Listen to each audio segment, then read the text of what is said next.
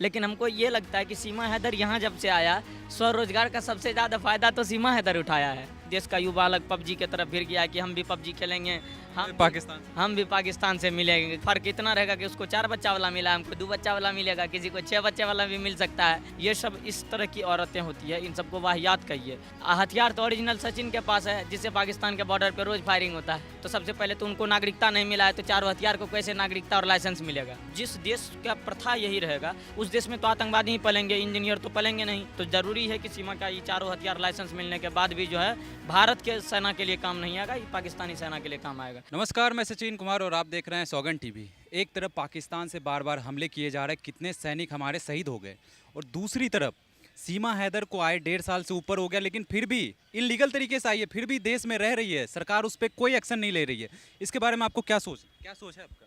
देखिए, सबसे पहला बात की बहुत दुर्भाग्य की बात है कि सीमा हैदर पहले घुसा, एंट्री कैसे ले लिया भारत में, और एंट्री ले लिया तो भारत को के मीडिया और पत्रकार को एक अलग मोड़ पे लेके चले गया है। जब से सीमा हैदर आई है तब से वो भारत में नहीं कहते हैं कि भारत के आदमी कहते हैं कि बेरोज़गारी है, महंगाई है, भूखमरी है। लेकिन हमको ये लगता है कि सीमा हैदर यहाँ जब से आया, स्वरोजगार का सबसे ज़्यादा फ़ायदा तो सीमा हैदर उठाया है।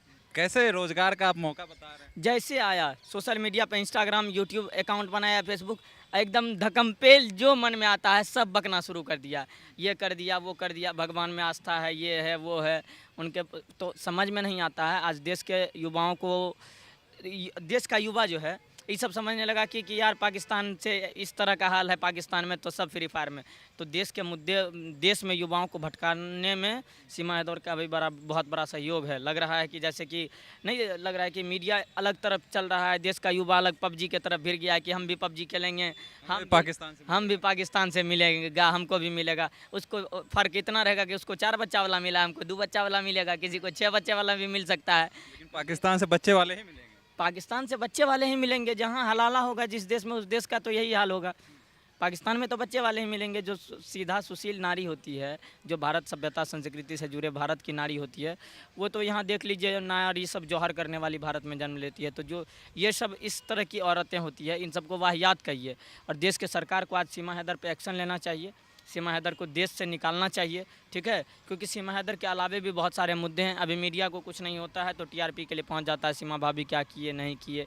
अभी देखिए कि आज जो मीडिया सीमा हैदर के पास पहुंच रहा है, वही मीडिया आज अगर देश के घुसपैठियों के पीछे लगे, क्योंकि आज देखिए कि जम्मू कश्मीर में जो आतंकवादी हमले हो रहे हैं, उसमें जो भी पकड़ा रहा है, कनेक्शन में पकड़ा रहा है, वो वहाँ के निजी लोग पकड़ा रहे हैं। तो आप उनका सर्च करिए, सर्च ऑपरेशन करिए कि ये कहाँ पे क्या हो रहा है, नहीं हो रहा है। आप सीमा हैदर के पीछे पड़े हैं, तो ये बहुत बड़ा दुर्भाग्य है। मीडिया को और देश के तमाम लोगों को इस बारे में सोचना चाहिए।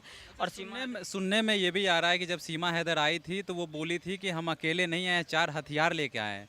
अब वो 4 हथियार क्या था? वो बच्चे को हथियार बोल रही है या फिर क्या?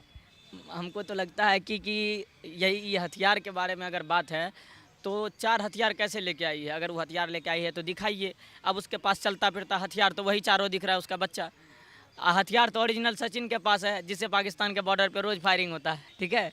तो वो कौन सा हथियार का बात कर रही है? अगर ये बात बोल रही है कि 4 हथियार लेके आए हैं, तो सबसे पहले तो उनको नागरिकता नहीं मिला है, तो चारों हथियार को कैसे नागरिकता और लाइसेंस मिलेगा? चारों हथियार को नागरिकता और लाइसेंस मिलेगा तभी तो भारत देश का वासी होगा। तो बच्चे को हथियार बोलने का क्या मतलब है कि आगे जब बच्चे अगर यहाँ रहते हैं, बड़े होते हैं, तो क्या वो भी आतंकवादी बन जाएंगे? वही चीज़ें हैं जिस देश में बच्चों को, जिस देश में मदरसा और मस्जिदों में आदमी को यही सिखाया जाता है कि बड़े होकर के बम कैसे फोड़ना है, बड़े होकर के मस्जिद कैसे उड़ाना है, भाई ये मंदिर कैसे उड़ाना है, बड़े होकर के दारुल इस्लाम कैसे करना है हमको। तो यही होगा उस चीज़ में, ये करना, शरिया कानून कैसे चला जाता है, कुरान कैसे पढ़ा जाता है। तो जिस देश का प्रथा यही रहेगा, उस देश में तो आतंकवादी ही पलेंगे, इंजीनियर तो पलेंगे नहीं। और इसी के वजह से पाकिस्तान का ये हालत है। अभी भूखमरी में सबसे ज़्यादा गिरले स्थिति है। अभी आटा के लिए कर्ज के लिए तरस रहा है, कर्ज तक देने वाला कोई नहीं है। तो यही परिस्थिति है। और क्या कहते हैं कि बिल्कुल सही बात है कि अगर वो इस तरह के मानसिकता के लोग अगर भारत आए हैं तो देशभक्त नहीं हो सकते हैं। वैसे भी कहना है बड़े बड़े लोगों का कि जो विदेश माँ के कोख से उत्पन्न संतान का भी देशभक्त नहीं हो सकता है। तो ज़रूरी है कि सीमा का ये चारों हथियार लाइसेंस मिलने के बाद भी जो है भारत के सेना के लिए काम नहीं आएगा, ये पाकिस्तानी सेना के लिए काम आएगा। इसलिए सचिन को ये चीज़ पता था कि पाकिस्तानी कभी अपना नहीं हो सकता, तो घर में रखना, पनाह देना, फैमिली के साथ रहना, उसका क्या मानसिकता हो गया? फिर वही बात, आप सचिन के थिंकिंग कैपेसिटी को अगर आप सर्च कर रहे हैं, सोच रहे हैं उसके बारे में, तो ये आपकी मूर्खता होगी। वो तो बेरोजगार था, कोई काम धंधा नहीं था, फ्री फायर दिन भर खेलता था। अभी तो डिजिटल मीडिया में यही आया है कि खट से मोबाइल लिए किसी तरह, नहीं तो बाप को कहता है कि मोबाइल नहीं दीजिएगा तो जहर खा लेंगे। और जहर खा लेगा, जो वो बहाना करके बाप से मोबाइल ले लेता है। और जब मोबाइल ले लिया तो उसमें फ्री फायर डाउनलोड करके दिन भर बेरोजगार आदमी दिन भर फ्री फायर खेलेगा। उसके बाद जो है लंबा लंबा इथी करेगा। और कहाँ कहाँ से बातचीत करते करते सीमा हैदर को उठा के लेके चला आया। उसका शौहर दूसरे देश में है, आइए उसके बेगम को लेके फिरा रहे। बताइए, घर आप बता रहे बेरोजगार रहता है तो खर्चा कैसे चला रहा? अब तो खुद हो गया, 4-5 और हो गए। अब तो वही तो सचिन जो है ना, यही पहले दिमाग नहीं था, लेकिन ये देख लिया कि आदमी देखना क्या चाह रहा है, कंटेंट क्या चाह रहा है। जब से सीमा भाग के आई थी, ये सोचा नहीं होगा कि मेरे साथ ऐसा हो जाएगा। पूरा दुनिया, देश दुनिया हमको जानेगा।